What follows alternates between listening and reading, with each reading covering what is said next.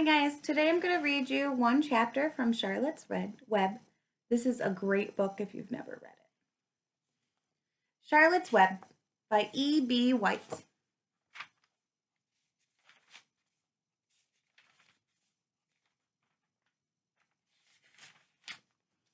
Chapter 1. Before Breakfast. "Where's Papa going with that axe?" said Fern to her mother as they were setting the table for breakfast. "Out to the hog house," replied Mrs. Arabelle. "Some pigs were born last night." "I don't see why he needs an axe," continued Fern, who was only 8. "Well," said her mother, "one of the pigs is a runt. It's very small and weak, and it'll never amount to anything. So your father has decided to do away with it." "Do away with it?" shrieked Fern. "You mean kill it? Just because it's smaller than the others?" Mrs. Arabelle put a pitcher of cream on the table. "Don't yell, Fern," she said. "Your father is right. The pig would probably die anyway."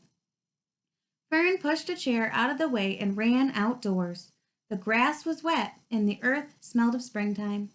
Fern's sneakers were sopping by the time she caught up with Father. "Please don't kill it," she sobbed. "It's unfair." Mr. Arabelle stopped walking. "Fern," he said gently, "you will have to learn to control yourself." "Control myself!" yelled Fern. "This is a matter of life and death, and you talk about controlling myself." Tears ran down her cheeks, and she took hold of the axe and tried to pull it out of her father's hand. "Fern," said Mr. Arabelle, "I know more about raising a litter of pigs than you do. A weakling makes trouble. Now run along." "But it's unfair!" cried Fern. "The pig couldn't help being born small, could it? If I had been very small at birth, would you kill me?" Mr. Arabelle smiled. "Certainly not," he said, looking down at his daughter with love. "But this is different. A little girl is one thing, a runty pig is another." "I see no difference," replied Fern, still hanging on to the axe. "This is the most terrible case of injustice I have ever heard." A queer look came over John Arabelle's face. He seemed almost ready to cry himself. "All right," he said. "You go back to the house, and I will bring the runt when I come in. I'll let you start it on a bottle, like a baby. Then you'll see what trouble a pig can be." When Mr. Arabelle returned to the house, half an hour later, he carried a carton under his arm. Fern was upstairs changing her sneakers. The kitchen table was set for breakfast, and the room smelled of coffee, bacon, damp plaster, and wood smoke from the stove.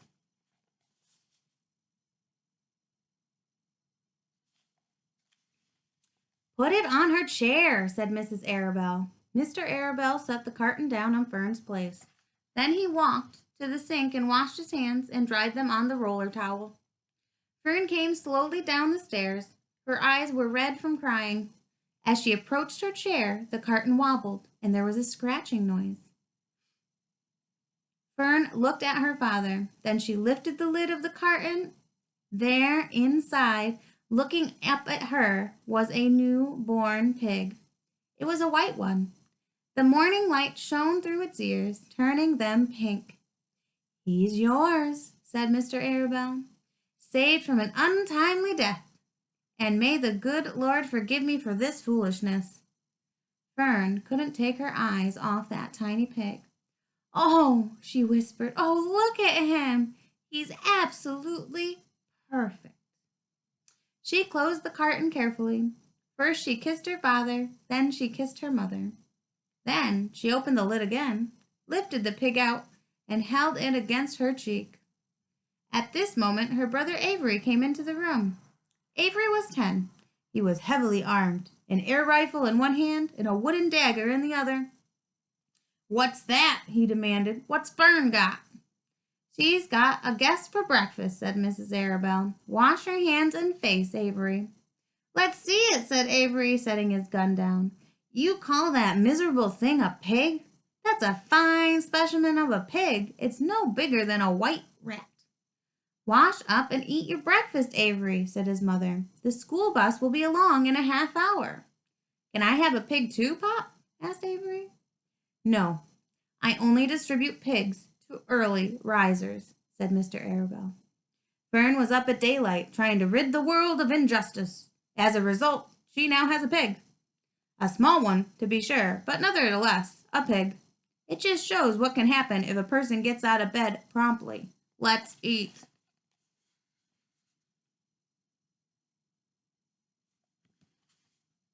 But Fern couldn't eat until the pig had a drink of milk. Mrs. Arabelle found a baby's nursing bottle and a rubber nipple. She poured warm milk into the bottle, fitted the nipple over the top, and handed it to Fern. "Give him his breakfast," she said. A minute later, Fern was seated on the floor in the corner of the kitchen, with her infant between her knees, teaching it to suck from the bottle. The pig, although tiny, had a good appetite and caught on quickly.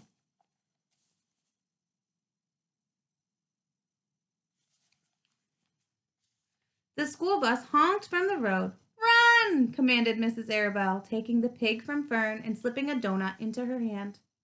Avery grabbed his gun and another doughnut. The children ran out to the road and climbed into the bus.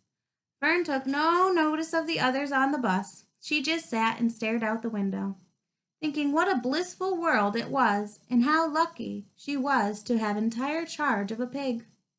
By the time the bus reached the school, Fern had named her pet, selecting the most beautiful name she could think of. "Its name is Wilbur," she whispered to herself. She was still thinking about the pig when the teacher said, "Fern, what is the capital of Pennsylvania?" "Wilbur," replied Fern dreamily. The pupils giggled, and Fern blushed.